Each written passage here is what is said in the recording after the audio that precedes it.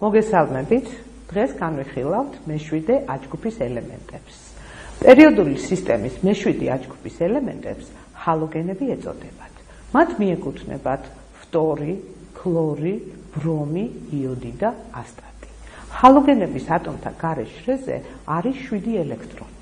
იმის გამო, რომ მათ გარე ენერგეტიკული შრის შევსებამდე აკლიათ თითო ელექტრონი, ჰალოგენების ელექტრონისადმი სწრაფვა არის ძალიან მაღალი და შესაბამისად ისინი დიდი ელექტროუარყოფითობით გამოირჩევიან.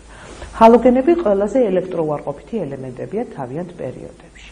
ზემოთქმულიდან გამომდინარე, ჰალოგენთა ატომები ადვილად იერთებენ ელექტრონს და იძენენ ჟანგვის ხარისხს -1. ისინი ნაერთებში ასევე ამჩავნებენ ჟანგვის ხარისხს +1, +3, +5 და +7.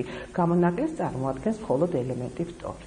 მე-7 აჯგუფის ელემენტები მეტალებთან წარმოქმნიან მარილებს. სიტყვა ჰალოგენი სწორედ მარილმბათს ნიშნავს. ატომის მუხტის ზრდასთან ერთად სუსტდება ჰალოგენების არამეტალური თვისებები. ჰალოგენები წარმოქმნიან ორატომიან მოლეკულებს. ჩვეულებრივ პირობებში ფტორი და ქლორი აირადი ნივთიერებებია. ბრომი მურა ფერის სითხეა, იოდი კი მყარი კრისტალური ნივთიერებაა, რომელიც ადვილად სუბლიმირდება, ანუ აქროვდება. ეხლა განვიხილოთ ელემენტი ქლორი. ელემენტი ქლორის ქიმიური სიმბოლო არის ქლორ. იგი მდებარეობს მესამე პერიოდის მე-7 აჯგუფში. მისი ფარდობითი ატომური მასაა 35.5.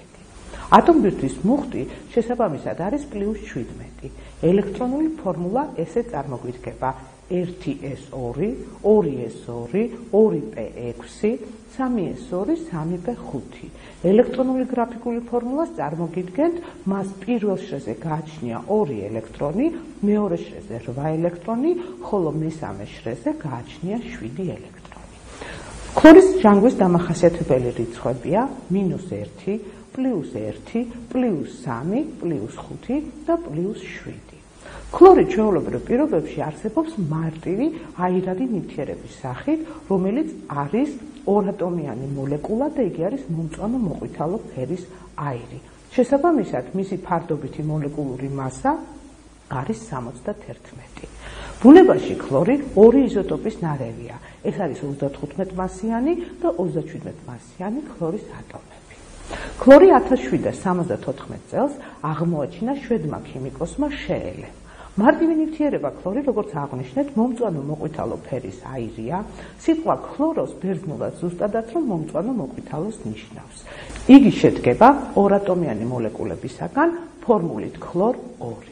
მას აქვს მკვეთრი სუნი და იგი მომწამლავი აირია, აღიზიანებს სასუნთქი გზების ლორწოვან გარს. პირველ მსოფლიო ომში გამოყენებული იყო ქიმიური იარაღის სახით. ქლორი ჰაერზე მძიმე აირია, წყალში კარგად იხსნება და წარმოქმნიას ქლორიან წყალს. ბუნებაში ქლორი გავრცელებულია 2000-ზე მეტი ქლორორგანული ნაერთის სახით. ქლორი მცირე რაოდენობით არის მცენარეულ და ცხოველურ ორგანიზმებში, შედის ქლოროფილის შემადგენლობაში. დედამიწის ქერქში ქლორის შემცველობა შეადგენს 5%. ზღვის წყალში 3.5%-ამდეა, რა თქმა უნდა, ნატრიქლორის სახით. ქლორის შემცველი მარილები შედის აგრეთვე ოკეანეებისა და ტბის წყლებში. ყველაზე გავრცელებული მინერალები არის ჰალიტი, ანუ იგივე ნატრიუმის ქლორიდი, სილვინი, ანუ იგივე კალიუმის ქლორიდი, კარნალიტი. თავისუფალი ქლორი მხოლოდ ვულკანურ აირებში გვხვდება. ფტორის შემდეგ ქლორი ქიმიურად ყველაზე აქტიური ჰალოგენია. ის უშუალოდ ურთიერთქმედებს მეტალებისა თუ არამეტალების უმრავლესობასთან. რადგან მის მოლეკულაში არსებობს მდგრადი კოვალენტურ არაპოლარული ბმა, მის გასახლეჩად საჭიროა დასხივება ან გაცხელება. ქლორი ურთიერთქმედებს, რა თქმა უნდა, წყალბადთანაც, ოღონდ ეს რეაქცია მიმდინარეობს გაფანტული სინათლის დასხივებისას. პირდაპირ დასხივება არ შეიძლება, რადგან ამ დროს რეაქცია აფეთქებით მთავრდება. აქ წარმოდგენილია ამ რეაქციის განტოლება. რეაქცია მიმდინარეობს ჯაჭვური მექანიზმით, პროცესი გრძელდება მანამ, სანამ საწყისი ნივთიერებები არ დაიხარჯება. დასხივების ნაცვლად შეიძლება, რა თქმა უნდა, ცეცხლმოკიდებული წყალბადის ჭავლი შევიტანოთ ქლორის არეში. მეორე თვისება, რომელსაც განვიხილავთ, ეს არის ქლორის მეტალებთან ურთიერთქმედება. ქლორის არეში მეტალები იწვის. ასე მაგალითად, ქლორი ურთიერთქმედებს ნატრიუმთან, წარმოქმნის ნატრიუმ ქლორიდს, ურთიერთქმედებს სპილენძთან, სპილენძის ქლორიდის წარმოქმნით, იგი ურთიერთქმედებს რკინასთან, ალუმინთან, ვერცხლთან, ოქროსთან და შესაბამისი მეტალების ქლორიდებს წარმოქმნის. როგორც ვთქვით, ქლორი იხსნება წყალში. ქლორიანი წყალი წარმოიქმნება შემდეგი რეაქციით. ქვექლოროვანი მჟავა H-ქლორ-O არამდგრადია, ამიტომ იშლება ატომური ჟანგბადის გამოყოფით. სლაიდზე ნაჩვენებია აი ამ დაშლის ქიმიური განტოლება. როგორც ხედავთ, აქ წარმოიქმნება ატომური ჟანგბადი, რომელიც მაშინვე წარმოქმნის მოლეკულას. ამ ორი რეაქციის შეჯამებულ ტოლობას შემდეგნაირად წარმოგიდგენთ. ქლორი წყალთან ურთიერთქმედებისას წარმოქმნის H-ქლორს და ჟანგბადის მოლეკულებს. ატომბირთვის მუხტის ზრდასთან ერთად სუსტდება ჰალოგენთა მჟანგავი და ძლიერდება აღმდგენი უნარი. ამით აიხსნება ის, რომ ქლორი აძევებს მის მომდევნო ჰალოგენებს მათი ჰალოგენიდებიდან, ჰალოგენ წყალბადმჟავას მარილებიდან. ასე მაგალითად, ქლორი აძევებს ბრომს ბრომიდებიდან და ასევე იოდს იოდიდებიდან. სლაიდზე წარმოდგენილია შესაბამისი ქიმიური რეაქციები.